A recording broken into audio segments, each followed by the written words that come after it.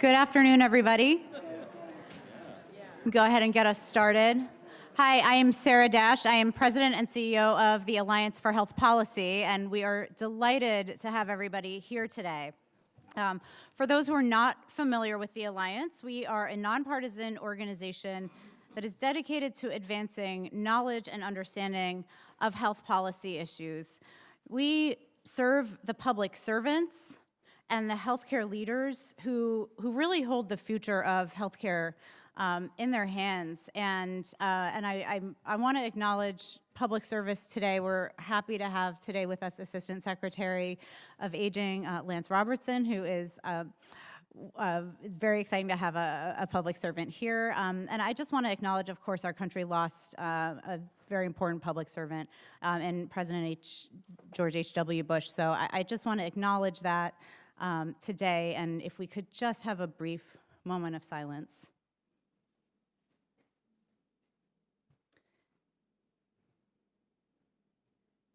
Thank you. So we're here today to talk about aging in America. This is the third and final installment in our signature series on opportunities for progress, and it is the final public event of the year for the Alliance. So we created this series to really highlight progress on persistent health policy issues and examine progress, ideas for progress for moving forward. Earlier this year, we examined healthcare costs, and you can find everything archived on our website. So I want to add that we're going to talk about services that are likely to help people from needing expensive healthcare services. And as we talk about costs, this conversation on aging really follows along with that.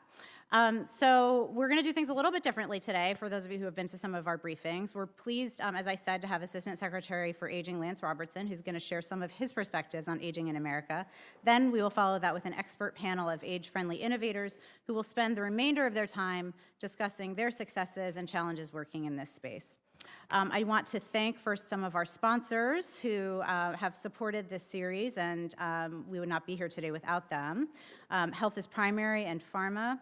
Our champion sponsors, Aetna, Anthem, Ascension, the Blue Cross Blue Shield Association, Cambia Health Foundation, GlaxoSmithKline, and Innovage, and our signature sponsor for aging, the Catholic Health Association of the United States. So we have a few of our sponsors here to make some brief opening remarks to highlight this issue. I'm going to introduce them all right now. They will come up here and speak, and then we will turn to our program. So first, we will hear from Dr. Shemaine LaBird, who is Vice President of Medicare Clinical Operations at Anthem.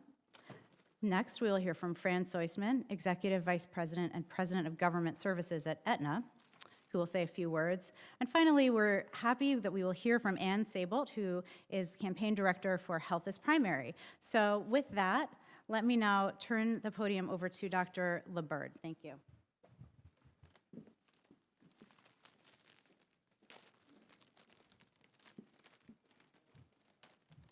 Good afternoon. Thank you, Sarah. So first and foremost, as a physician, it behooves me to remind everyone with the holiday season coming up, with family gatherings, make sure you gather family history and document that, as well as make sure you see your primary care doctor and get those screenings done. So that's, as a physician, I feel with a captive audience, I must do that. So I represent Anthem, and from a clinical standpoint, Anthem serves 1.8 million Medicare members. We comprise Medicare Advantage, Part D, Medigap, and a group retiree.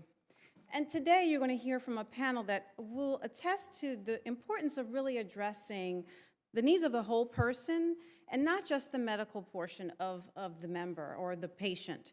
And I think it's really important today to take note of that and be able to bring this back to wherever you are in your day-to-day work life and family life to be able to understand that the whole person is really important. And Anthem actually does this in a few ways. We have a couple of innovative products as well as programs that we're doing. And I just want to highlight a few of them today. We do have a new product offering as of 2019 that looks at helping our members get transportation to where they need to go or have access to meals. And that's thanks to CMS's ability for a Medicare Advantage program to do that, and we have that in select areas.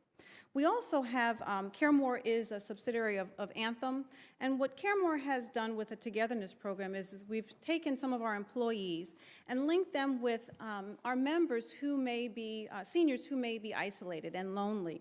And we found that by engaging our employees, we have about, I think, 800 CareMore members or seniors who get phone calls from our employees.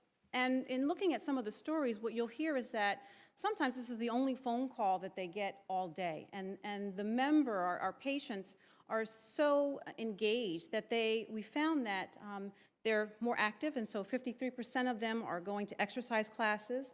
We've noticed a decrease in ER usage, and so by not going to the ER and having someone to talk to or help to manage what they need is really making a significant difference, as well as decreasing inpatient admissions, which can be sometimes significant. Additionally, we have case managers who are nurses and social workers who actually work with care coordination. And clearly, by connecting our members and our seniors with those services that they need, let's say on discharge, they maybe need to get a wheelchair, or they need to make sure that their primary care appointments are set. Those are key things that we find that have been helpful. And finally, we also have a Silver Sneakers program, which works with health clubs. And that helps to engage our members and get them active, where we find that, as we age and as time passes, our bones and joints just don't work as well. And by being more active, it actually decreases fractures, falls. All that is really important in keeping our members healthy and safe.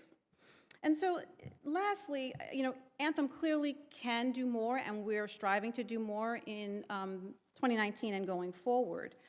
But hopefully, with having the insights of the panel today, I'll be able to bring that back to Anthem, and you all will be able to take those insights as well back to your respective areas and be able to influence change for our seniors.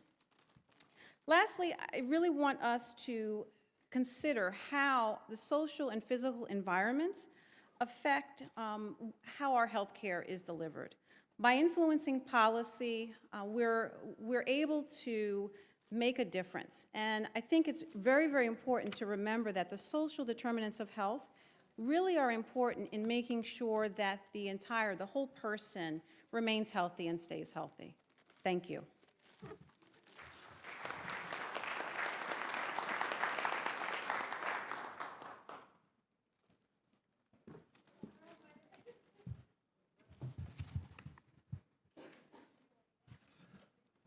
Clock's running. Good afternoon. I'm Weissman from Aetna, and it's a pleasure to be here. I want to thank Sarah and thank the Alliance for organizing this series on aging in America. It's been an extraordinary series to surface the challenges, which maybe for some are the obvious, but for others it's been enlightening, and it's very timely. Because the reality is that every day 11,000 Americans are aging into Medicare eligibility, and that continues out for the next 3 decades. So America is getting older, and we can't stop that. That is something that we are facing in terms of what's happened with the acceleration of the baby boomers aging into Medicare eligibility.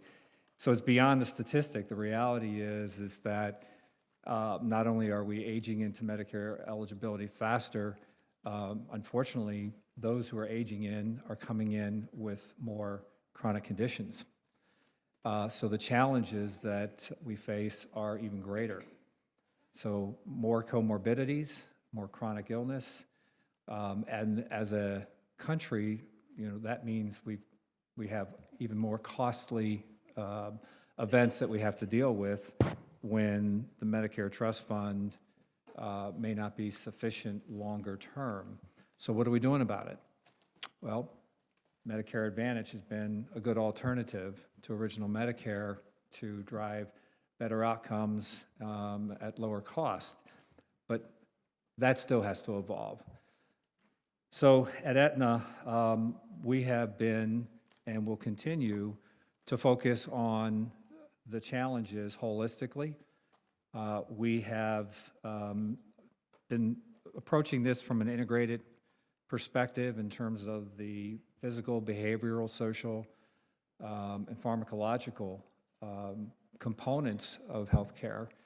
And the social determinants have become even more of a focal point because we realize that it's the basics of life that oftentimes lead to the medical challenges that present in the ER. And whether it's a Medicare patient or a Medicaid eligible patient, and we have to solve those, so we have to tackle this at each end of the spectrum, each end of the continuum. And Aetna's world has changed recently. As of last week, we are now owned by CVS Health, and that presents an incredible opportunity to accelerate transformation. CVS Health has nearly 10,000 retail locations across the United States, within 3 miles of 85% of the U.S. population, getting us closer to consumers. The reality is, with the growing of the Medicare-eligible population, we're not going to have the infrastructure as a nation to deal with the population growth of Medicare eligibles not having enough beds in the right locations. So more care is going to be delivered in the home. So this is important to us to allow us to have greater access to our members, to patients in the home. And that's not a bad thing. That's actually a good thing because most people would rather be in their homes, certainly would rather be in their homes than in a nursing home.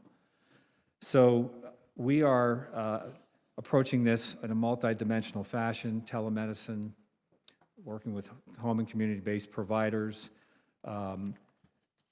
telemonitoring, every available technology, every available community resource and asset is how we're approaching this. There's no simple solutions, no one-size-fits-all, and we're approaching this in a manner that reflects the diversity of our American society, meaning with a multicultural competency.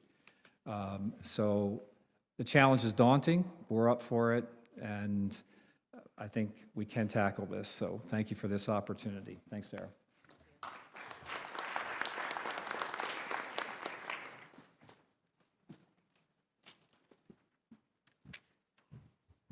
Hi, I'm Ann Sabol, and I'm a co-director of the Health is Primary campaign, which is a campaign run by American Academy of Family Physicians and 7 other family medicine organizations, basically to promote the value of primary care within the context of healthcare.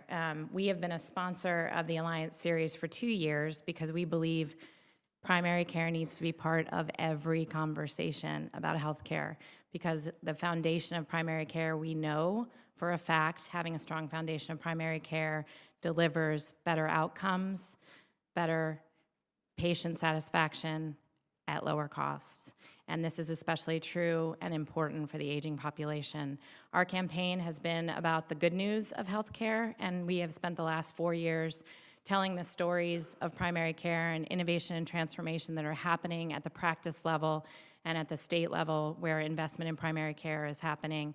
And you're going to hear one of our best case studies today from Dr. Tom Cornwell. But our goal really is that in policy moving forward, that these case studies and sort of microcosms have the opportunity to be taken to scale to serve the aging population and, frankly, all of our population. Thank you. Thank you to the Alliance.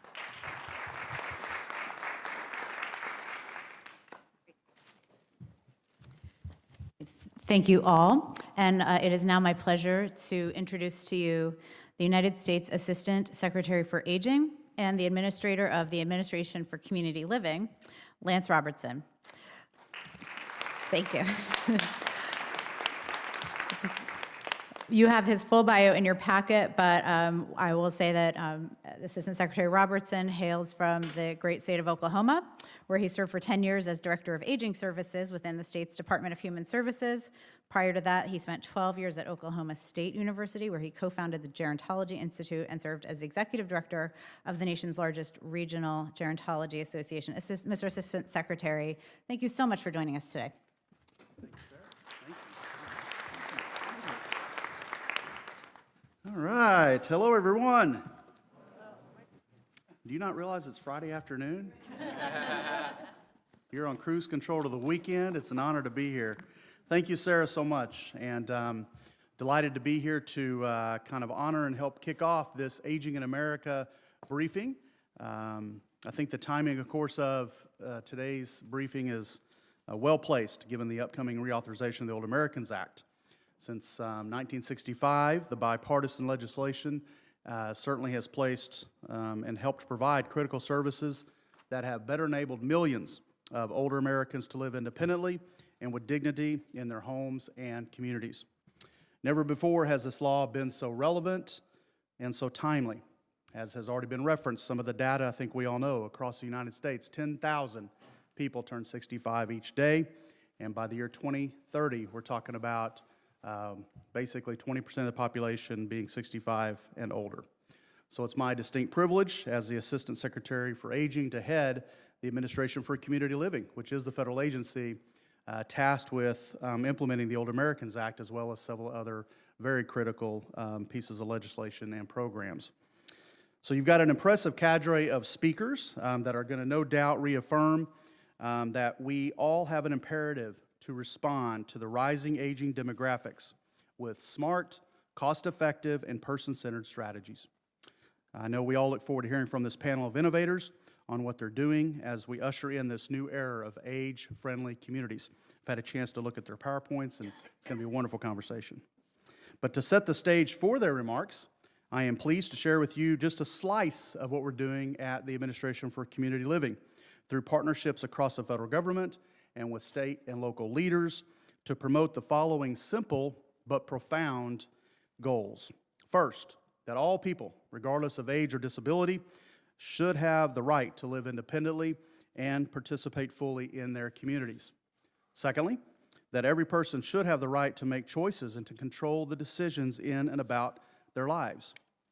And finally, that this right to self-determination includes decisions about where to work, where to live, and other daily choices that most of us simply take for granted. So by funding services and supports provided by networks of community-based organizations and with the investments in research and innovation, ACL helps make this principle a reality for millions of Americans. We are proud pioneers in transforming communities to become age-friendly, and doing so long before the term was really ever coined. And we do this by advocating across the federal government for older adults, people with disabilities, their families, and caregivers, by investing in training and education, from workforce training to helping families learn to support a loved one with a lifelong disability, and also training to help the aging and disability networks improve their abilities to partner. And finally, by funding research and innovation that includes everything from new business models to improving the long-term sustainability of community programs to high-tech research and development of assistive technology tools. I'd like to emphasize the value of each of these goals that I just referenced through the different pillars that I created when I was going through Senate confirmation last fall, and something we continue to champion at ACL. So our 5 pillars: connecting people to resources, protecting rights and preventing abuse, supporting families and caregivers, strengthening the networks, and expanding employment opportunities. The majority of the work that we do at ACL is administering programs that provide services and supports in the community. They are provided primarily by a network of community-based organizations, and that also includes universities, faith-based organizations, and various other nonprofits. Collectively, we refer to them as the Aging and Disability Networks. The Aging and Disability Services Networks, honestly, is like the glue. It holds together all the pieces of the community and really helps provide what that individual needs to remain functional. It is the nation's home and community-based long-term services and supports infrastructure and system, and enables people to reside in their homes and in their communities. Our programs meet the goals established by Congress, providing assistance to help people maintain their health, independence, dignity, and to avoid institutionalization. They are effective in targeting the poor, the near poor, and those who are frail, and certainly those who are at risk of institutionalization. That last point, the effective prevention role that our programs play through the provision of critical services and supports to often vulnerable adults, is pivotal to one of Secretary Azar's top priorities, As the Secretary of Health and Human Services, he's identified as one of his 4 key priorities, transforming healthcare to a value-based system, which has, again, direct applicability to today's conversation. By that, he means creating a healthcare system that pays providers for outcomes rather than simply procedures. The value-based transformation has multiple components. One key element of quality assessment for post-acute care facilities is cutting down, of course, on readmissions. And as Secretary Azar also has said, a system that pays for value will aim to move patients into the lowest cost and most appropriate setting. That means avoiding hospitalization, avoids nursing home admissions, shortening durations of stay, and preventing readmissions where possible. Considering the depth and breadth of services and supports that ACL provides millions of Americans through programs that target the social determinants of health, Secretary Azar has pointed out when he has spoken to healthcare organizations recently that we need to do a better job of engaging and involving the aging and disability networks if we're going to achieve the goal of that value-based healthcare system. So I'm pleased to be working closely with the Secretary and his team to realize that goal. As the Secretary recently remarked, and I quote, "Social determinants of health is an abstract term, but for millions of Americans it is a very tangible, frightening challenge. How can someone manage, as an example, their diabetes if they're not sure how they're going to pay for their meals?" So thanks in large part to the Old Americans Act, ACL administers programs that strive to alleviate those types of worries. For example, our nutrition programs support 5,000 community-based organizations serving more than 900,000 meals a day all across the country. Through both congregate meal settings and home-delivered meals, Older Americans Act nutrition programs provide, of course, more than just food. They also address other health disparities. The program's goals, of course, include decreasing hunger, decreasing food insecurity, decreasing isolation, and to offer other health promotion activities. And this is done every day across 20,000 different meal sites in every corner of our great country. Increasingly, the issue of social isolation among older adults has been gaining traction in the field of public health.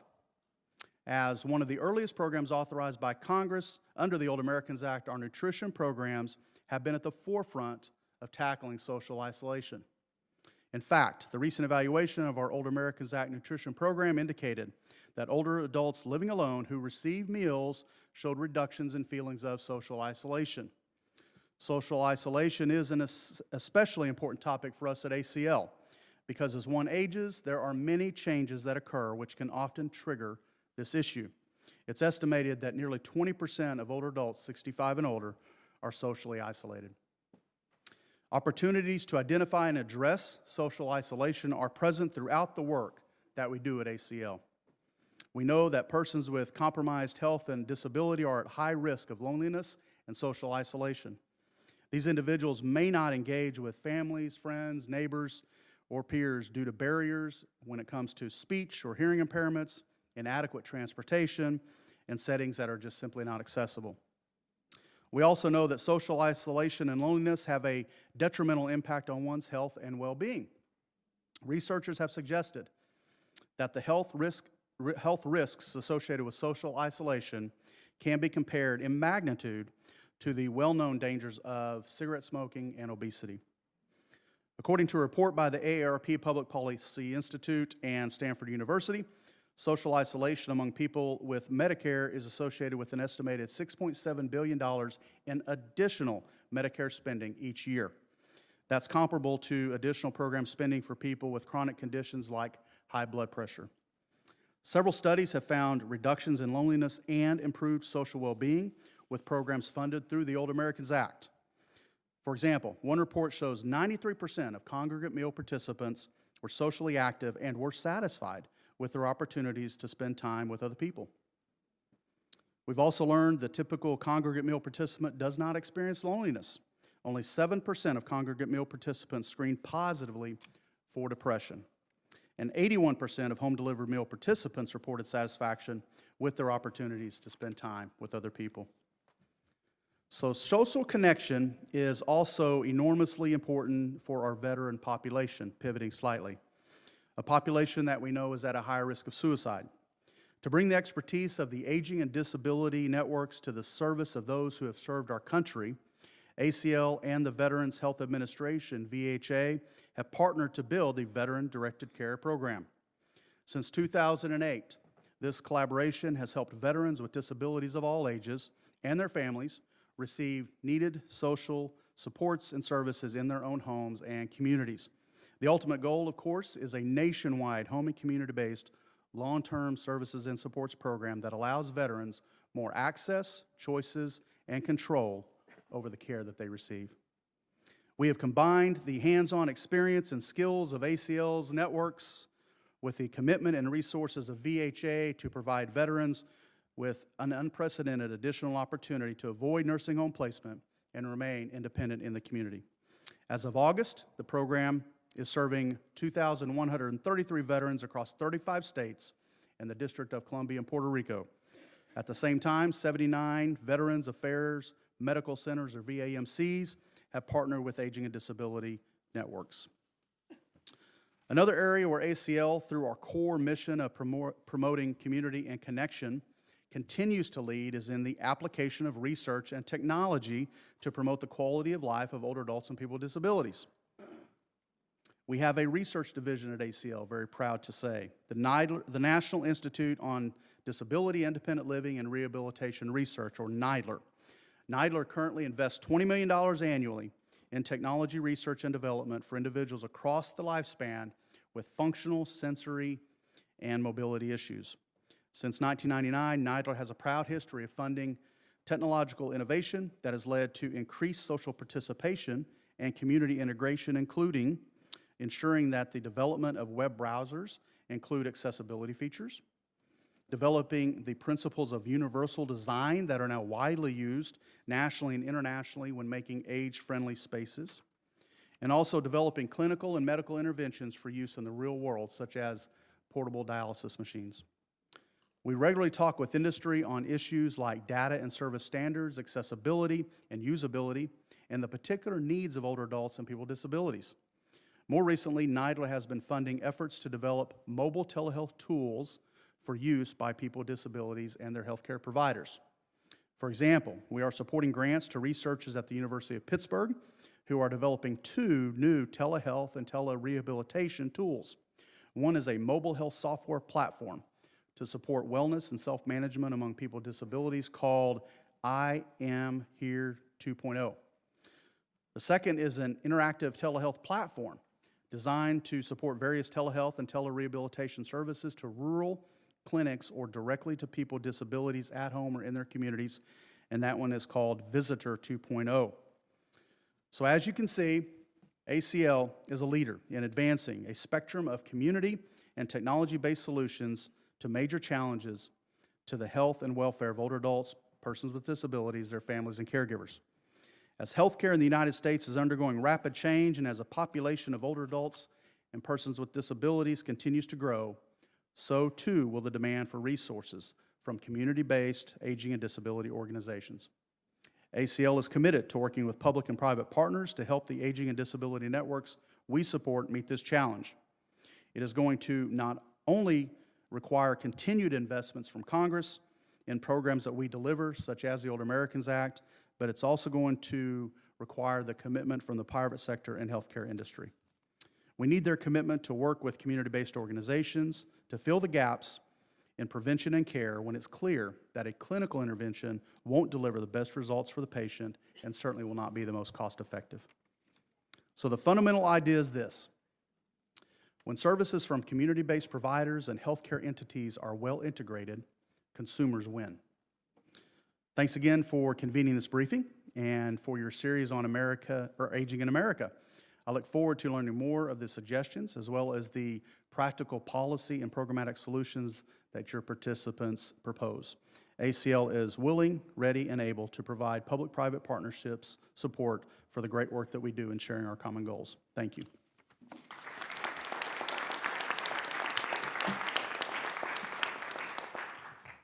Still time for a couple questions? Of course, yeah, absolutely. Excellent. Yeah, Thank you. you bet. This way. All right.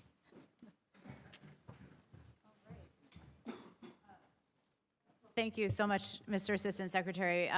So again, in the sort of switching up the Alliance format, we have time for just a few questions, kind of a little noon fireside chat, if you will, and to get into a little bit more depth on your remarks, and then we'll get to our panel. So thank you so much.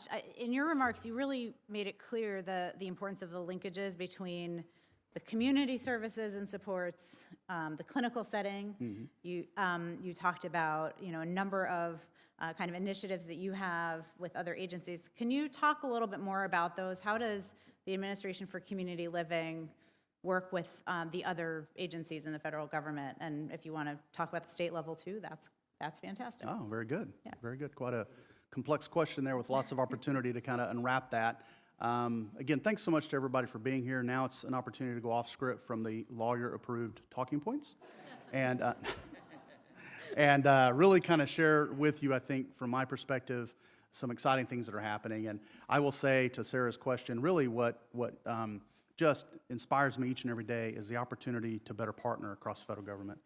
That opportunity, of course, has always been there, but as many of my colleagues in the room and others that work every day with me know, I believe that's where the secret sauce is at. I think it's more about how can we work together more effectively to produce an outcome that's better for America. And when I think about the $1.3 trillion federal agency that is the Department of Health and Human Services, there's a lot of opportunity just within HHS. So at ACL, we have really put emphasis on how do we create stronger relationships with fellow sister operating divisions like CMS and FDA and HRSA and SAMHSA and Indian Health Services, and really appreciate their mission, their goals, where their resources are directed, and how we at ACL can help support that, but in return knowing that it's going to ultimately help us achieve our mission. So, one question we often get is, and maybe it's around reauthorization, or maybe it's just around how do we serve this growing number of people who are older and living with a disability. The reality is it's not an answer that is fixed simply with more money. While I think appropriations is always a part of every valuable conversation, to me it's about how do we leverage the existing resources, and how do we make sure that we're partnering within HHS and across the federal government. And if time allowed, I'd love to talk more about some of those partnerships because they're exciting. Whether it's with the Veterans Administration, which we referenced, the VA work is phenomenal and is really gaining a lot of momentum, to some of the things that we're doing, say for instance in the elder justice space. We have, for instance, the honor to chair the Elder Justice Coordinating Council, which really is a federal body consisting of 14 different federal agencies, all committed to moving the needle and positively addressing elder justice. And again, that's just one example, Sarah, of a lot of what we do. But suffice it to say, I in my role as administrator, I really make sure that remains a priority. It's about building those relationships and moving effectively toward common goals and leveraging existing resources where we can. Great, thanks.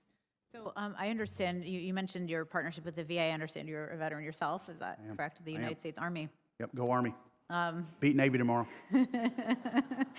So if you could wave your magic wand besides winning the game, what would you hope to accomplish even further in terms of that partnership with the VA? Great question. So really, I think, and just being honest with you, both as a veteran, but then also as somebody that's worked in social service space all of his career, more or less, what really has been both exciting but a bit puzzling to me is, as I think in the last 10 years, as the Veterans Administration has gotten very serious about serving veterans in a setting of their choice and wrapping good services around them, we all naturally understand that's sort of our mission and charge each and every day, and has been. So I think in conversations we've been having with the VA and helping them build their veteran-directed care program, it's just such a natural fit for us. So I think as we try to, I'll just say, bring up to speed the Veterans Administration on how we take care of people in a home and community-based setting, they can then turn to us, rely on us because of our track record, because of our expertise, because of the networks that are already in place. So it's an example, I think, of a real win-win that is happening quickly. And it's because of, again, both the experience and the bandwidth we bring to the conversation, and coupling that with their desire and resources. Again, I think it's going to continue to prove to be a very valuable thing, specifically for veterans. But again, as we all know, when it comes to those needing care and support to remain in the community, whether it's a veteran or not, that sort of formula is pretty similar. So again, it's how do we best leverage their needs with what we are already capable of doing so that we can further advance the needed care for veterans. And, obviously I know we're all very, very committed to those that serve our country in that line of work. And, how do we make sure that as they honor us and protect us and preserve our rights, that when they come home and need assistance, we're right there to help them and honor, again, the commitment they've made to our country. So I have just one more question, and you referenced, of course, this wide network of community services and folks who are really delivering the long-term services and supports. Can you talk a little bit about, we have such a big country, of course, and we're going to hear later today from kind of an urban perspective. Can you talk a little bit about the rural needs and how does that play out? And is there enough kind of capacity out there to really meet the need? Well, I mean, thank you, Sarah. That's certainly, of course, a big issue that, as I look around the room, there are a lot of experts in this room, and what encourages me is knowing that each one of these colleagues every day are trying to bring to the table some innovative solutions. And when it comes to the issue of serving people in rural spaces, that is and has been a challenge. Certainly, I think some of the more recent conversations around innovations, of course, embrace technology. It involves bundling of services. There are various things that we can probably do that I know are probably around the corner. That's exciting.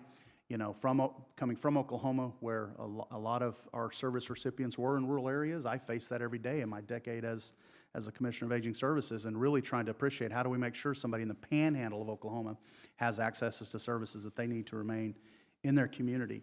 And sometimes you just got to get creative, and you got to figure out, okay, that may not look exactly like some service delivery models, but those opportunities are there. And then, just a few months ago, having an opportunity to go out and visit some villages in Alaska which aren't rural. They are frontier. They are way out there, and talking with some of those residents about, wow, and those tribal members about what would that service delivery package look like. Again, I think all of us sensibly lean towards things like technology and some of the other opportunities, but acknowledging that sometimes there'll have to be a bit of a morphing of how we offer the care to some of those individuals. It does present its challenges, and there's no silver bullet, but I do know that we acknowledge and recognize that when we talk about a person-centered care plan, when we talk about conversations where that consumer needs to be driving the conversation, it is about doing all that we can to again support that. And I do know that at the Department of Health and Human Services, thankfully, we have the Secretary involved in that, because he acknowledges if we're going to transform the healthcare system, it's not just in urban settings. That involves everyone in every corner of the country. So some of the resources that he's bringing to those conversations excite me as well. So yeah, tough question, one that we're not going to fix necessarily tomorrow, but I think we have a lot of opportunity moving forward. Great. Well, thank you so much. Unfortunately, we're out of time for this portion, but I want to, again, please join me in thanking Assistant Secretary Lance Robertson. Thanks. Thank you. Great. Appreciate it. Great. Got to go this way. Speaking of accessibility. Great.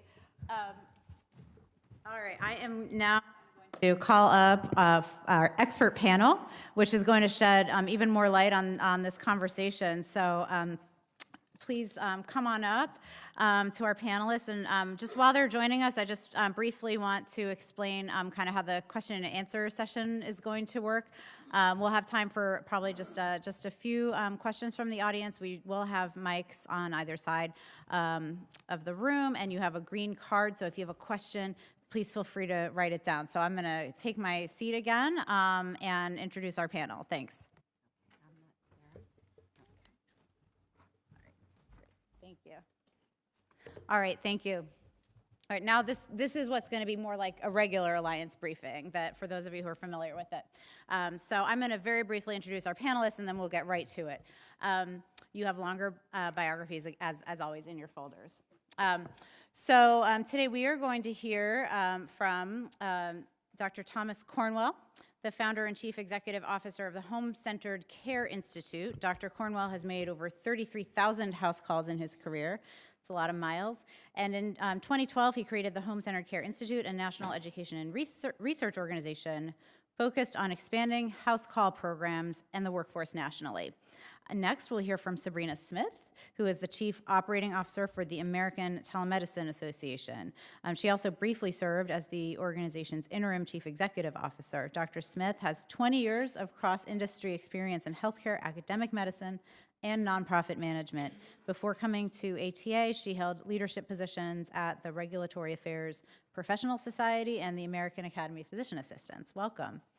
So that's kind of our clinical and healthcare side of the panel. We didn't really mean to divide you up, but we're then going to hear from Lindsay Goldman, who directs the New York Academy of Medicine's work in healthy aging. She has 16 years of experience in program development and administration, aging services, philanthropy, and social policy. Lindsay oversees Age-Friendly New York City, which is the Academy's partnership with the City Council and the Office of the Mayor, and she serves as the Academy's liaison to the World Health Organization. And finally, to help us bridge this link between the community and the clinical, we are going to hear from Whitney Austin Gray, who is Senior Vice President at Delos. Whitney brings over a decade of expertise as an international leader in the intersection of health and built environment. She leads the Delos Insights team focused on conducting industry research and supporting industry adoption of healthy building practices. Whitney also led the development of the first case studies focused on the WELL building standard, which she will discuss more in her remarks. I think this might be the first time we actually talk about architecture on an Alliance panel, so excited to hear from you. So with that, let me now turn it over to Dr. Cornwell, and feel free to make your remarks up there. Sure. You have a clicker? Oh. You put it right by my... There you go. Too easy. We use technology here. Well, thanks so much. Thanks so much to the Alliance, as well as to the sponsors, for allowing me to speak today on aging in America. Is home-based primary care too good to be true? And I want to start with the story of Elsa, who was born in Germany in 1921. I was called up by social services that you heard about from Mr. Robertson to see her because of multiple hospitalizations. She'd had over 10 in the prior 6 months for things like her heart failure, diabetes. She had pressure sores because she was always in a wheelchair. She had peripheral vascular disease that you can see because of her amputations. And because of all these admissions, the hospital said to her, "You are no longer able to care for yourself. You have to go to a nursing home." Well, she refused, and I was called out by social services, and what I learned on my first visit was that part of the reason why she had these amputations was because of damage done by the cold winters in a Nazi prison camp. She was also not able to have children because of what happened in that prison camp, so she had no one to care for her. While bringing her quality home-based primary care, she couldn't even get out to a doctor between the hospitalizations because her home was not handicap accessible. And so we brought great primary care to this patient. We got her diabetes under control. We got her heart failure under control with the help of home health and getting her a hospital bed so she didn't have to sleep in her wheelchair. We were able to heal her pressure sores. She got so much better that we were actually able to arrange for her to go to outpatient rehab and get new prostheses so that she could actually walk again, get out of the hospital some, and for the first time get into her bathroom that she wasn't able to with her wheelchair. Over the next 8 years, she only had 2 hospitalizations, and throughout her care, we worked with social services as well as home health. It really takes a village, as you heard, to take care of these complex patients. You heard about that by Mr. Robertson, and you're going to hear about it from our other speakers. But I see outcomes like this all the time, that the sickest patients in society are not getting the primary care that they need, and we bring it to them. We improve their quality of life. We improve the quality of life for their caregivers, which is a whole nother topic, but we also reduce healthcare costs by enabling them to age at home and avoid hospitals and nursing homes. One of the things I just want to emphasize is home-based primary care is quality primary care, high-touch primary care done by doctors, nurse practitioners, and physician assistants. but we now have high-tech capability. On my cell phone, within 30 seconds, I can get an EKG. There's apps for doing things like vision testing, medication databases. We can do portable lab tests in the home, as well as draw blood in the home and spin it in our car with portable centrifuges that plug into your cigarette lighter. X-rays and ultrasounds can be done in the home. And so while this is high-tech, high-touch primary care, we do have the high-tech capability of truly doing quality primary care in the home. And Sabrina is going to be talking about telehealth, that the future is just going to be so much more impactful as we incorporate that into home-based primary care. So I gave you an anecdotal story of the incredible value of this, but we also have good data.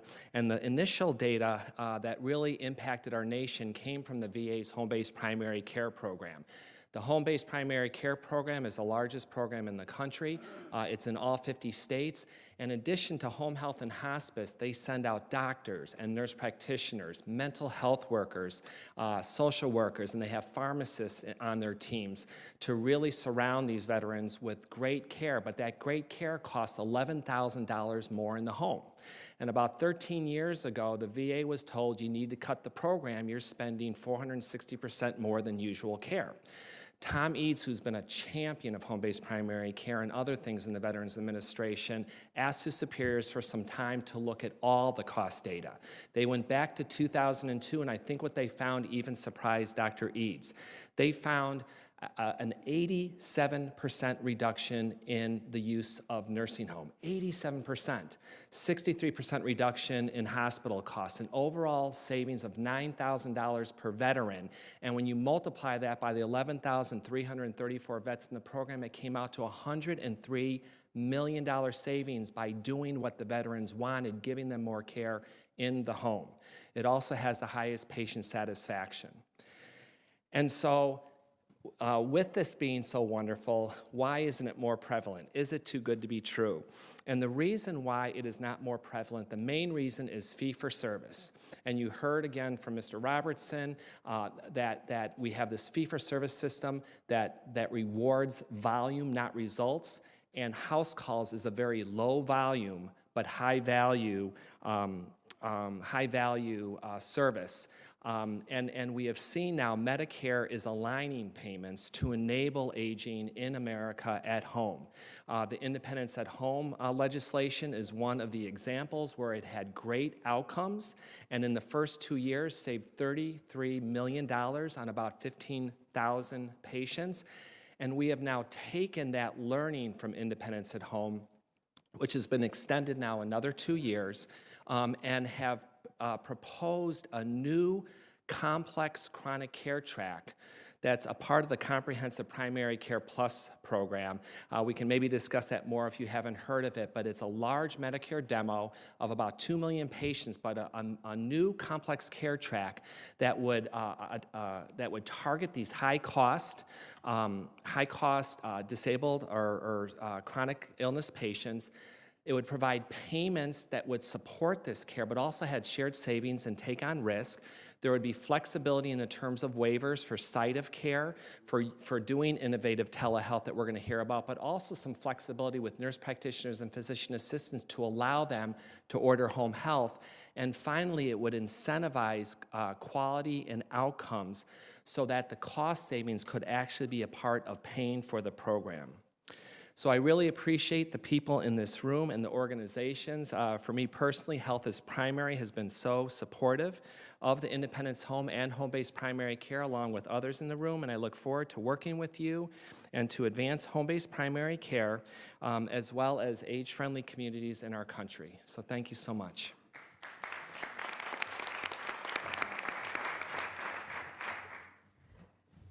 Thanks, Tom.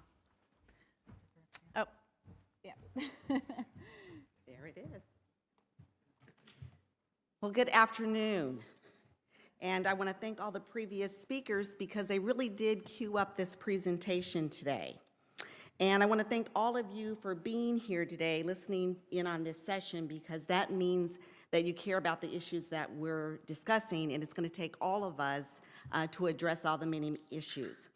I personally am very inspired about the changes that are taking place in healthcare. Over the past decade, we've had major and significant advances in healthcare technologies, creating a new digital culture that we can begin to build upon and to release new innovative strategies. We have artificial intelligence that many of you have heard about. We have predictive analytics and genomics and precision medicine. And last but not least, we have telehealth. But it is this new framework that is so absolutely interesting because it gives us an opportunity to redefine our understanding of healthcare delivery and even the type of healthcare that we are providing to our patients. And recently, and I think as Tom has pointed out, we're starting to engage with our patients very differently. We're able to offer them quality, affordable services at a lower cost that's more convenient to them. So let's look at some of the facts. And we talked a little bit about the cost of healthcare. And telemedicine is playing a very important role in this process. As our previous speaker and Assistant Secretary pointed out, that age group of 65 and older is growing and will continue to grow. We're investing a lot of dollars into long-term care. And while a lot of us would like to age in place and not have to go into a long-term care facility, it may happen. And that's not to say that it's bad, but how can we effectively engage and utilize our long-term care facilities? So let me share with you a case study and put this into context a little bit. So the Medicare program currently is paying up over $100 billion, and that is expected to continue to grow. And that just kind of demonstrates to you the magnitude of the dollars that are going into the system. So what can we do with telemedicine? Well, I think there's a lot we can do. First of all, telemedicine, and we have several case studies where telemedicine is preventing the rehospitalization of patients. And that means that within that 30 days, they're going back into the emergency department and having to be rehospitalized. And why is that? Again, a lot of these facilities do not have 24-hour coverage. They do not have access to a physician that could actually determine whether or not the patient needed to be readmitted or could wait. And looking out for the patient, they naturally make the decision that they need to be transferred back into the hospital setting. A lot more expensive, it's inconvenient for the patient, it's inconvenient for the family. And so that's why it's so important where telemedicine can really step in and make a difference. And a lot of institutions have done that. You can have access to a provider 24/7. They can make the evaluation right there on the spot. And then they can really work with the family as well. And I think sometimes we forget about the strain that this puts on the caregiver if they have a family member that's in a long-term care facility. Okay, and Tom showed us a demonstration of some wonderful new gadgets, and if I knew that he was going to do show and tell, I think I would have done the same thing. So that means that if you have an opportunity to come to an ATA trade show, there are literally hundreds and hundreds of tools and resources that are in the market in a variety of settings. But I think in particular, there's some areas where seniors are going to benefit the most. And that is with mobile apps, both for them and their disease management, but also for their caregivers, informing them whether or not maybe mom or dad took their medicine or didn't take the medicine. So really helping with management of the patient. And then remote patient monitoring, so you don't necessarily have to leave the home and go to a long-term care facility. You can actually be monitored at home with a team that is looking and monitoring all of aspects and catching and preventing rehospitalizations. And then senior living solutions, and our team here is going to talk a little bit about that. There's innovative things that are happening with smart cities and with space that you could only imagine. And then on-demand urgent care, I think that's the most critical. especially when we were talking about in the urban settings where you may not have access to a specialist or care, really having that ability to connect with a healthcare provider that's going to ensure that if you do have a stroke, that we can handle it right there on the spot. And again, I think for seniors living in a rural environment, it's even more critical. And then care and case management is going to start to look very different than it has in the past. And so I think there's opportunities there for seniors as that field develops and matures. So what are the challenges? With any transformation, there are challenges, and that's okay, because I think if we pull our resources together, we create partnerships, we can address the many challenges that do exist. So interoperability. When you're in a acute setting and you may have post-acute, you may have a long-term care facility, it's really important that our systems can talk together and that we can integrate our data. And so that's an area where we have lots of issues at this point to put everything into that central EMR where doctors can really have a 360 view of the patient. And then the other area is, again, unified data and data measures and metrics. With telemedicine, it gets a little bit tricky, and so we want to ensure that as we incorporate telemedicine into the healthcare delivery system, that we know the impact that it's having on population health and management. And we don't want it to be overburdensome, but we also want to make sure that we're doing the right things for the patient at the right time. And then organizational know-how. We work with hundreds of large academic medical centers, healthcare systems, small independent hospitals, critical care access hospitals. They want to be able to bring on telemedicine. And so what is the know-how, right? How do we do it? How do we do it effectively? And that leads to the discussion on workforce, and I believe that Assistant Secretary brought that up. What does the workforce look like in the future given the digitization of medicine? And so we want to ensure that we are informing our nursing staff, our LPNs, and other groups appropriately to lead clinical transformation efforts within their hospital settings. And then technology literacy. And this is more consumer-facing.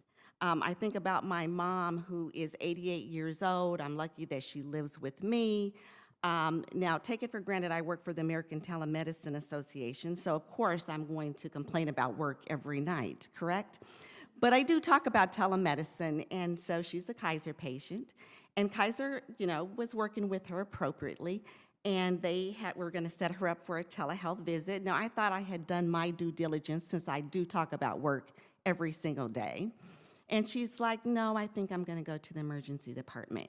Now, I'm thinking, you don't need to go to the emergency department. I'm trying to talk her down off the ledge there.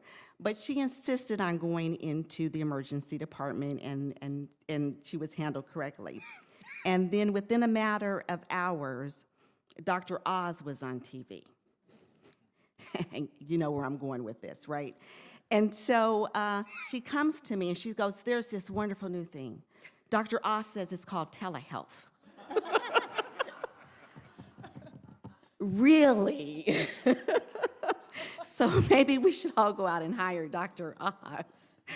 But it really brought to the forefront that when we're working with our patients and our family members, and as clinicians and healthcare providers and payers, we may know what this stuff is, but does the average person? And so I think we need to spend some time on community preparedness and community literacy so that they're appropriately engaging with our system and they understand exactly what that means. And I would probably emphasize that even more in some of the rural environments that have less technology in their day-to-day settings. And then connectivity, we talked a lot about that. That gets a little bit tricky. There's lots of efforts to ensure that we have broadband connectivity. It's on the forefront of everyone's minds. but in some cases, there is some geographic challenges in actually implementing broadband. And so we have to be innovative, and we have to be clever, and we have to not assume that what fits in an urban setting is going to fit in a rural setting. And so we have to be creative with the way that we use apps, the way that we set up data and clinical hubs, because broadband connectivity just may not be possible in some areas. And then policy barriers, and Tom touched a lot on this. It's a big lever, right? Individuals don't want to provide things that they don't get paid for. I mean, that's just common knowledge. But I think that we can approach some of the policy barriers together. We need to. Reimbursement is just one of those areas. Licensure is another. And there's a few that I'm not going to step into that policy arena because I'm not a policy expert, but policy is a barrier and one that we all need to work together to solve. And that is it for my presentation. Looking forward to further discussions.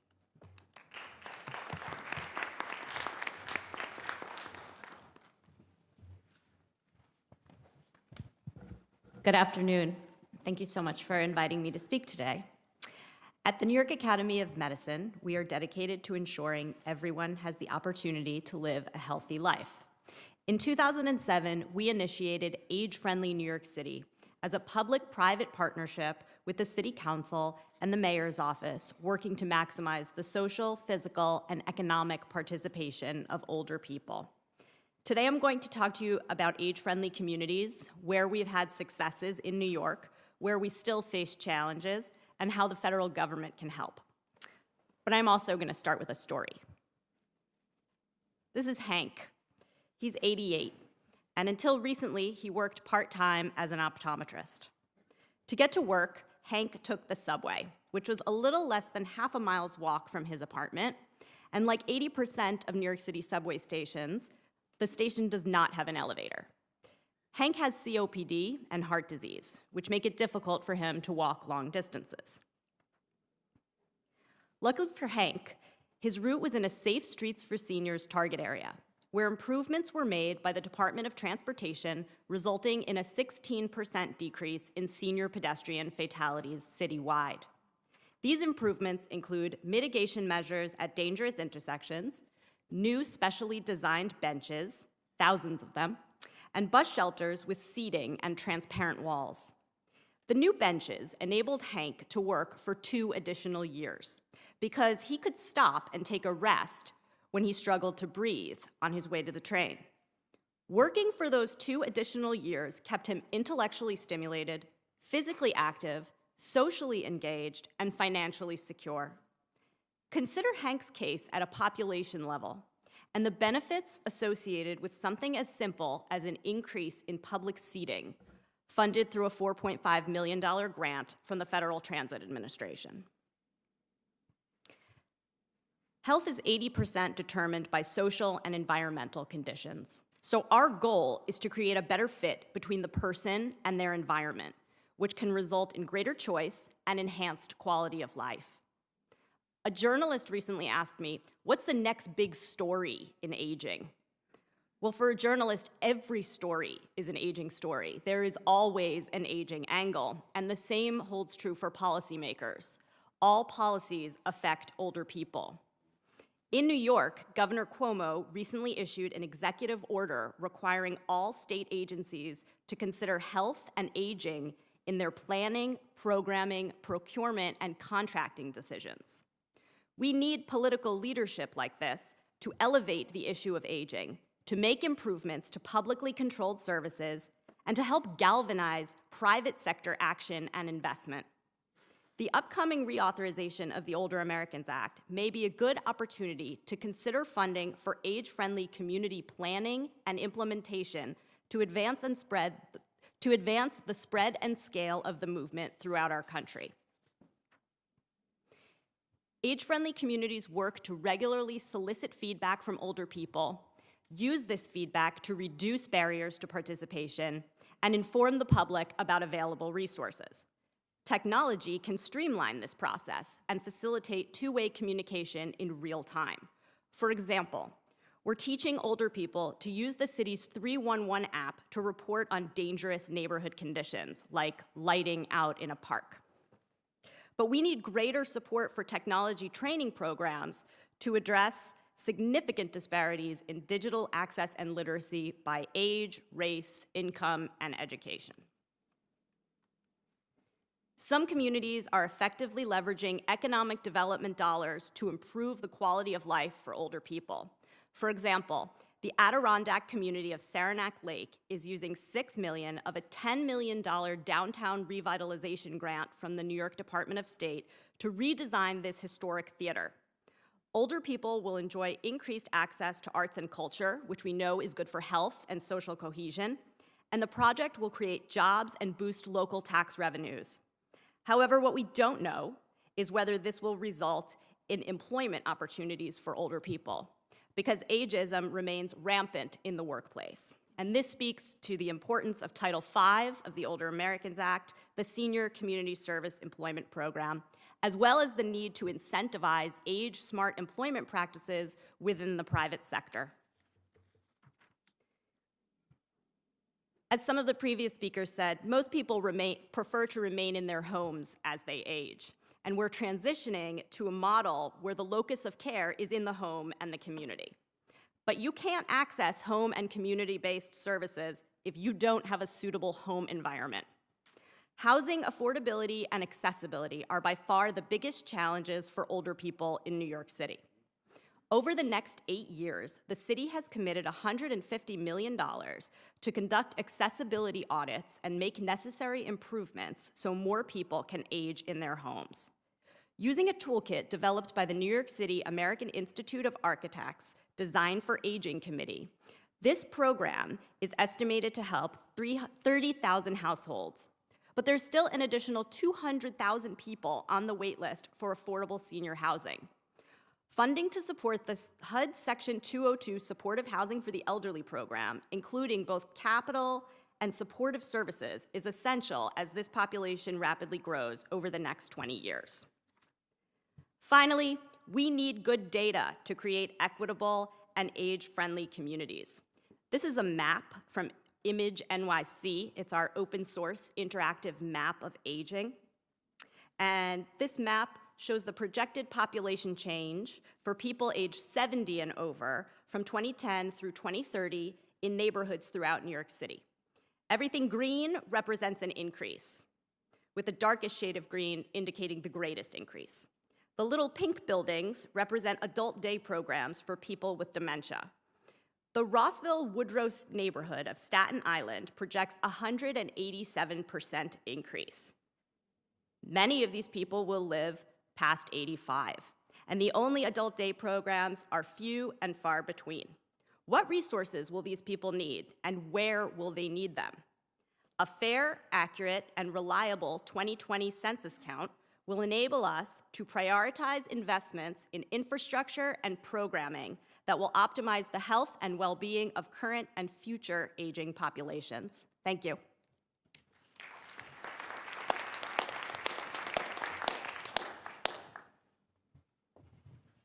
Hello, good morning. So when we look at aging, of course, you start aging from the moment that you're born. And aging is not only about the old, it's not only about that one moment where they need care. And so I want to encourage you as we explore the role of the built environment and the physical environment to consider this entire span of continuum of care. So the built environment is going to impact your primary care, this is where you spend a lot of the time, and of course, any of the post-care when you return to the home. And we know, I think the discussion has been really relevant today and timely around including the built environment in the discussion. Too often we're not at the table. It's already there, it's already happened, and now we focus more on the care delivery than we actually focus on the infrastructure behind where people are living and working and spending their lives. And why is it so important that we look at the built environment? So we spend 90% of our time indoors. So that means if you're 40 in the audience, that's 36 years of your life. If you're 100, that's 90 years.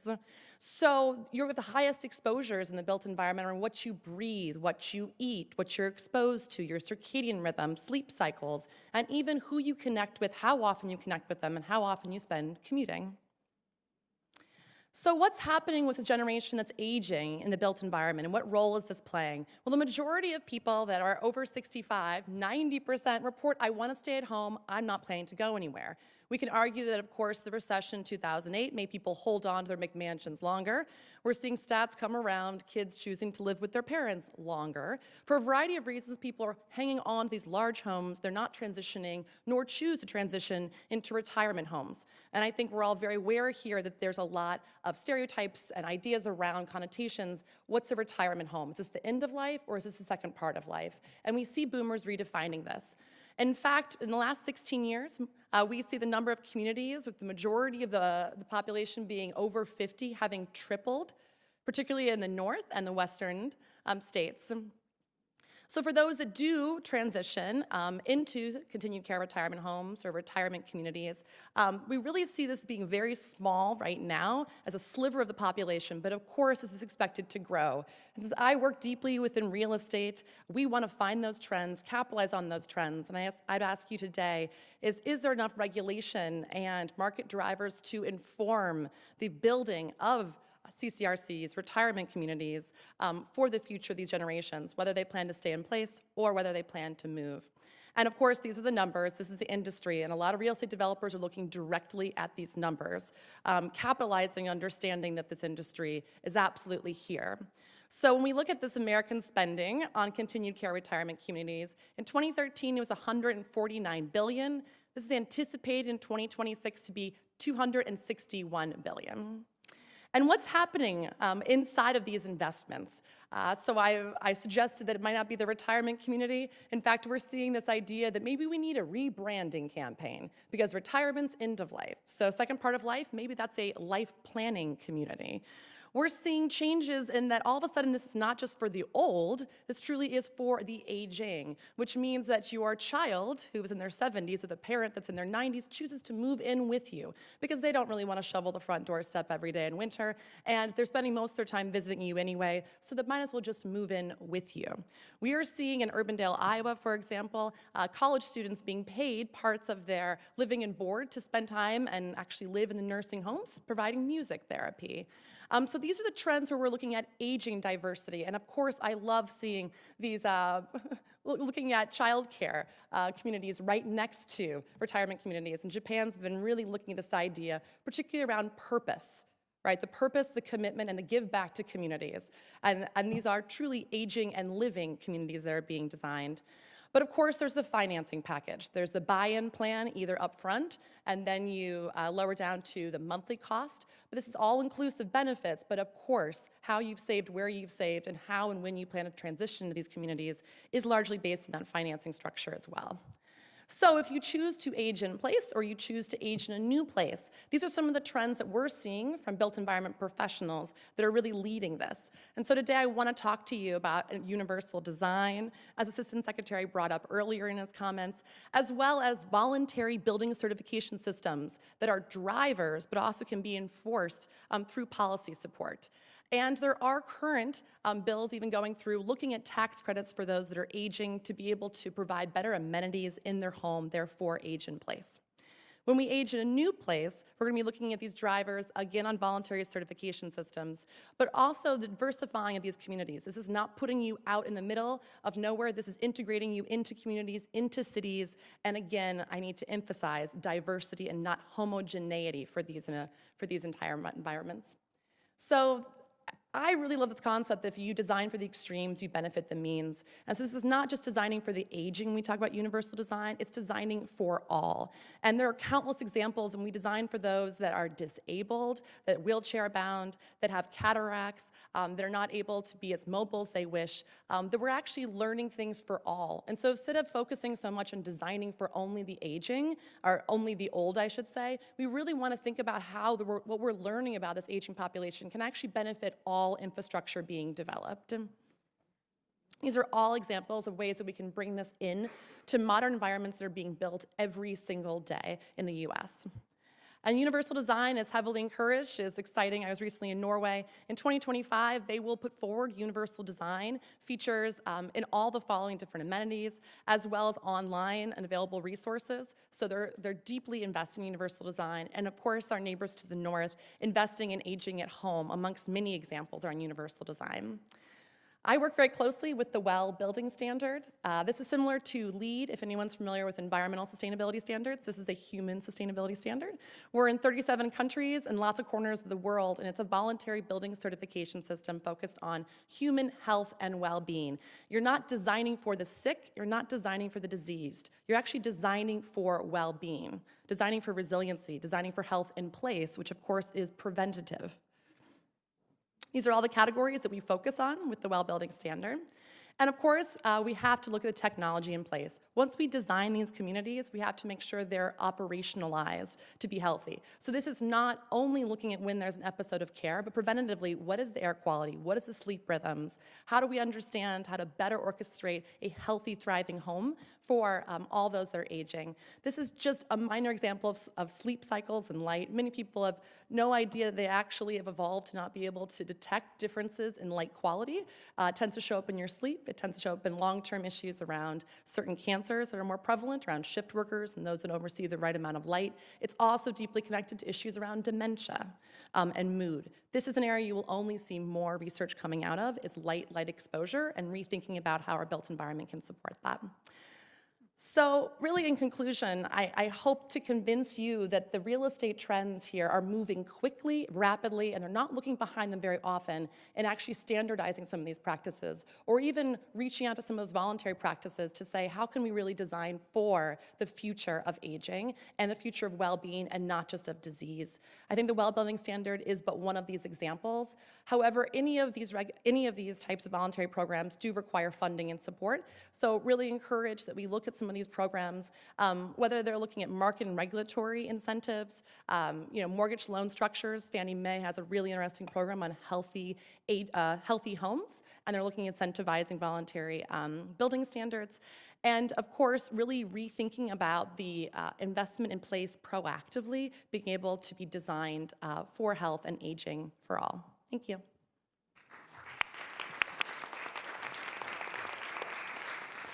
Well, thank you. This is a terrific panel. We have time now. We have about 15 minutes left in the briefing, time for some Q&A. So I want to invite anyone who has a question to stand at the mic or hand your green card to one of our staff members. And while you're kicking it off, I want to bring up the role of Medicaid, because we haven't had that conversation. We've talked about long-term services and supports. The Medicaid program has for some time sort of been involved in this rebalancing, this effort to move from nursing home to home and community-based services. So I want to ask the panel, can you talk, and maybe I'll start with Tom, can you talk a little bit about how can these efforts that you're talking about kind of support the Medicaid efforts to transition to HCBS? That's a great example because it really shows the impact that policy can have on aging at home. I've been doing this long enough that I know in 1983, if you needed help with long-term support and services, 1% of the dollars went to home and community-based services, 99% went to nursing home care. So basically you had one option, nursing home. That has steadily reversed over the years, in part because of money follows the patient. But I think the latest data in 2017 was that 57% now goes to home and community services, some of the things you heard about with Mr. Robertson, and 43% goes to nursing home. And the problem with that is, as we are literally taking patients with money follows the patient out of nursing homes and putting them into the home, they then don't have the care if they can't get to the doctor's office. And so we have to give them more than just the home and the support. We also need to get the health care in there. Does that answer? Thank you. Does anyone else want to comment? Well, my angle tends to be in a built environment, so let's see. Can you hear me? So I think I just encourage is, this hyper focus on the delivery of the care during an episode as compared to the entire continuum of care that's provided with Medicare. And, issues like mold in the home. If you're aging in the home and you're exposed to mold and you display with a certain respiratory ailment and the physician has no idea that this is what's occurring in your home, That's an issue. So what are you being treated on? So I think when those Medicare dollars go to only the episode of respiratory issues and asthma and do not go to actually some of these home care and assessments, what Lindsay was speaking about around accessibility in the home and actually visiting some of these environments, you continue to see this recidivism on the same issue because you've not taken care of the actual problem. So making sure these allied health professionals, which I would include designers as allied health professionals, are also really part of this care model. Well, I want to, again, encourage anyone who has a question to come ask it, but, you know, we have a lot of healthcare leaders here in the audience, and there has been a lot of talk about kind of that need to move beyond healthcare and address these so-called social determinants of health. So, I mean, how can the healthcare system kind of, you know, do a better job? Like, what are the limits and what are the possibilities in terms of doing things like the home assessments, the built environment, et cetera? Do you have any? Yeah. Oh, can you hear me? Yes. So I think you make a point when we were talking about earlier about the workforce and how that's changing and really bringing that into part of the discussion when you have maybe patient navigators or those that are taking different types of clinical assessments as part of the assessment.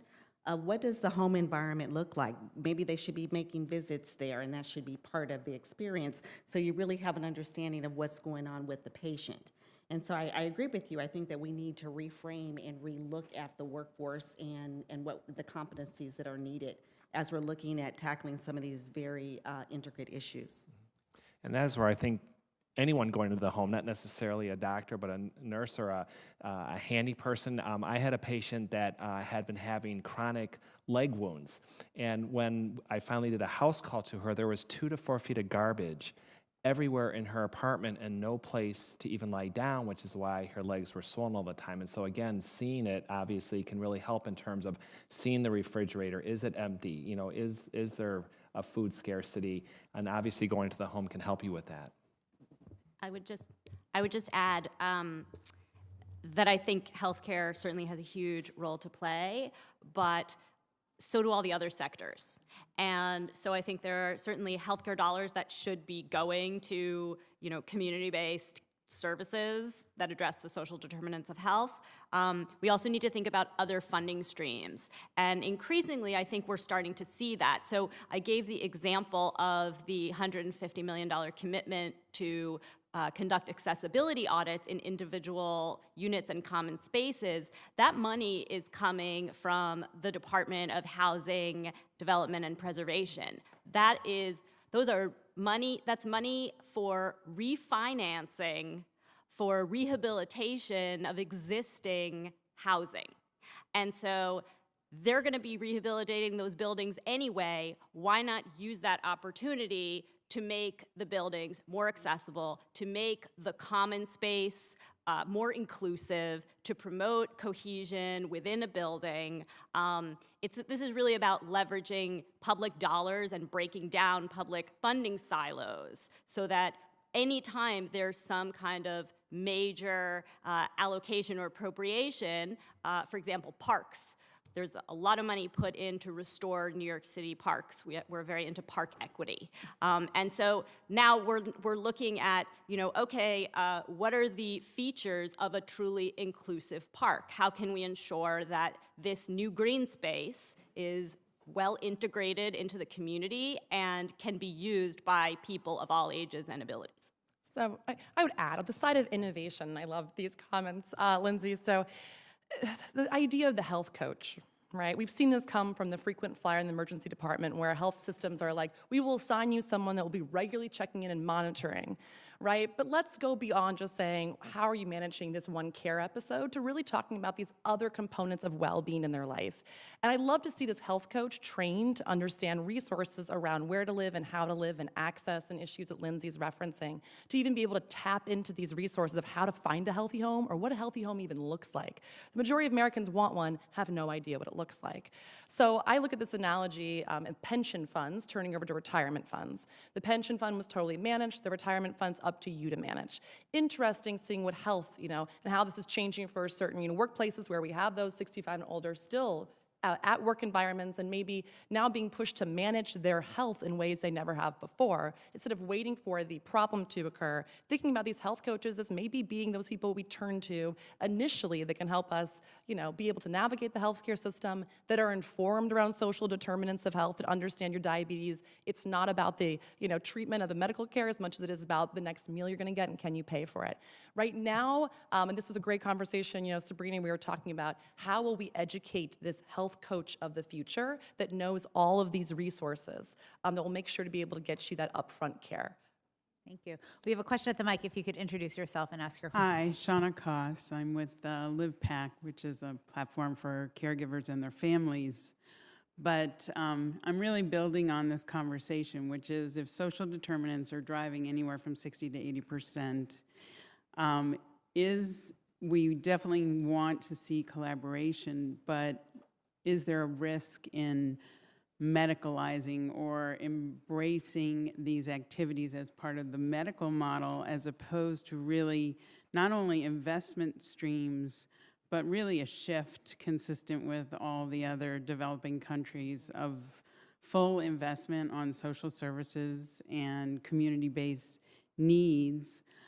Perhaps one of the models that's most interesting is as we see mergers that impact certain communities, taking a portion of those mergers, and these have been voluntary, but potentially it could be incentivized to invest in the communities that are impacted, and not in the health model, but in the community-based services model. Yeah, and I just like to say that when we started the Home-Centered Care Institute to advance home-based primary care, we could have called it anything. We could have called it the House Call Institute, the Home-Based Primary Care. We called it the Home-Centered Care Institute because we are a small part of what is needed. We've been missing. We haven't been to the table. And so I completely agree with you that in everything that has been said, but the problem is that these are the sickest patients in society that are homebound. They need that component, but we need to put significant dollars into supporting them being there. And it's not a medical model, it's a social model. Mm-hmm. It is a social model to keep them home, not a medical model. Yes. I couldn't agree more. I mean, I think that moving away from the term health, which for too often has meant disease, right, is really thinking about the social model. We clearly have some leading examples, in more socialized countries where they're looking at the care up front preventatively and how that's going to impact, of course, the value in the end. When it comes to, choosing the location that you're going to live, I'd really think about some new models here, right? So we have naturally occurring retirement communities. How are we educating those that choose to age in place around maybe even being able to help neighbors or be able to train in preventative health strategies? I mean, this can be as simple as finding your neighbor before a fall or being able to detect if there's a problem. Why does it have to be a health provider that's doing that? And I don't think we look enough at training our own resources within some of these aging communities to be community social providers for each other even. So I think there's quite a few innovations that can clearly be part of that model. I couldn't agree more. This is not only on health. This is definitely a community model. Mm-hmm. Mm-hmm. We have a question on the a card that I just want to get to before we wrap up, which is it's a question for Dr. Cornwell, but open to the panel, which is could you speak a little bit more to the chronic care track of the Independence at Home program, and perhaps that's a question about the CPC Plus piece that you talked about. Could you kind of say a little bit more about kind of where we are with that and where it might be going?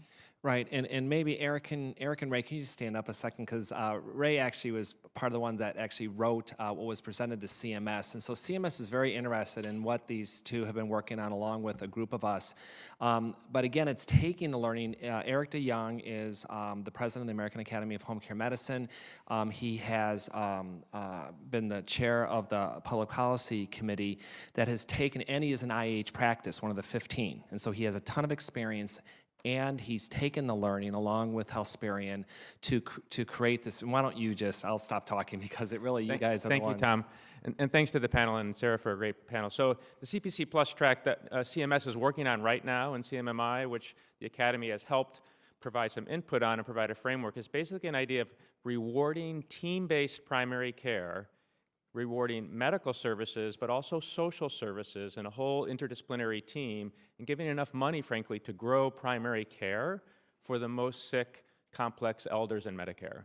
And it would be a new payment model, which is kind of learned from IAH, but involves PMPM plus some flat fee perhaps for visits, plus shared savings. So it's rewarding results for practices that are willing to take on the most sick, most complex patients in Medicare and do good primary care at home or from the office, but as long as it's team-based care that keeps folks where they want to live. And Ray has helped kind of devise the structure of that CPC Plus framework that we are working on with CMS, so he may have one or two words to add. The only thing I'll add is that it also includes voluntary alignment from patients, and the other piece that's important is the quality aspect, which is extremely important. The quality measures that are included, which we've been working very closely with CMMI on, which is important, and also came from the learnings of Independence at Home. Great, thank you. So, Sir, can I just add, the number one quality measure we decided to propose was % of days spent at home. That's what we're proposing to CMS as the number one quality measure. Thank you. So we are unfortunately out of time, and I think we could talk about this for another couple of hours probably. Hopefully the panelists are available to kind of answer your questions if you still have questions after the panel. I want to invite you to keep an eye out on our programming for next year, which is going to focus on social determinants of health and this question of value and innovation and what does it really mean for people like, in aging America as well as for the rest of the American population. So let me, if I could just kind of take the liberty while you're leaving, just to make sure you fill out your blue evaluation form, because we care about quality metrics too. But I want to just ask each of the panelists if you could just to take 30 seconds to say, kind of if there's one thing that you hope that policymakers kind of take away from this conversation, what would that be? Sabrina, you want to go first? I'll go first. I do want to take us back for just one moment with my opening comments, and I think it speaks to the question that came from the back, is that we do have an opportunity to redesign what this looks like. We have all of the tools, we have new information that we didn't have before, and it's really going to take all of us working together. So I would say for policymakers, you have a lot of programs that are overlapping, they're contradicting one another, they're spin-offs, and it really does take the available funds that are there and just totally disseminates them, just dilutes them too much. And so really thinking about we can design this new system. And, we speak about healthcare because all of these social determinants and these other issues end up into healthcare, right? And so that's why we're having that discussion. But, it's on all of us to work together and to figure that piece out, and we're all part of the solution. And so agencies and policymakers, let's figure out how we can work together to put those funds to better use. There's one of your resources is something called the Perfect Storm, and it really goes over, it's just 7 pages that goes over the data on both the CPC Plus program as well as the advantages to home health, or home-based primary care. But one of them that we discussed a little bit was just 25% of Medicare dollars goes to costs in the last year of life. And that's another huge thing that home-based primary care sees these patients way upstream. About 25% of our patients die a year, 75% die at home. 74% are on hospice much longer than the national average. And so that's just another aspect that we didn't talk about, but it's not just aging at home, it's actually also dying at home, if that is your wish. To truly reap the benefits of this new longevity dividend that has given us this growing aging population, we need to keep people engaged in public life as they age. And in order to do that, to know how to keep people engaged in public life, we need to know who these people are, we need to know where they live, we need to know what they need. And in order to know that, we need data. And so I'll reiterate my point that we are in desperate need of a fair, accurate, and reliable census count. And I would add that today is a bit about the innovation, right? So, pushing and pulling. And I think a place where we can really use you to be able to define what is a healthy aging community. There's lots of definitions, there's lots of variety out there. There's not an actual enforcement as to what that looks like. Whether you use voluntary standards like WELL or others to be able to pull people into this and then hopefully also push them with some incentives to be able to actually drive a definition of a healthy living so we don't have 5,000 different definitions that do not actually equate to a healthy place. Thank you. Well, thank you so much to all of our panelists. Thank you once again to those who have supported today's event and the entire series. Thanks to all of you for being part of the Alliance audience, and I wish everybody a happy holiday season and healthy. Thank you.